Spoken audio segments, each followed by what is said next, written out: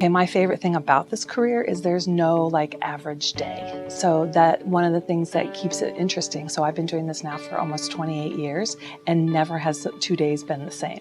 You know, one day like you could be writing about and tracking down a serial killer, right? The next day you might have to end up sitting like in a court hearing all day. The third day you might just spend a whole day writing or a whole day out interviewing. So that's like the greatest thing about this job is that you're not doing the same thing ever. Every day is not the same.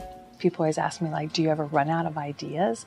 And I really don't. Like that. For me, the hardest thing is getting to all the stories that I want to do.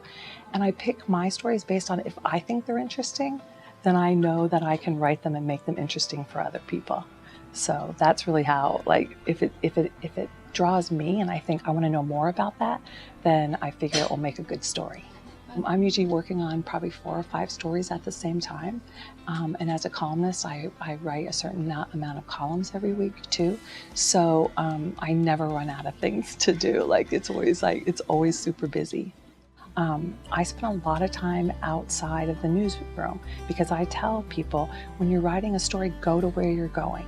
Go talk to the people face to face. And I kind of worry that we might lose a little bit of that because it's easy to call on the phone. It's easy to ask questions by email or text people. But I always tell people like the best stories come from being where the story's happening. So when people talk about journalism, you know, dying because, you know, there's so many other options out there or people don't want to read news, I just don't think it's true. I think that people are getting much more sophisticated about how they get their news and they're starting to recognize that newspapers are credible sources of information. And there's a lot of stuff out there and it's hard to know who to trust. And I think people know they can trust us.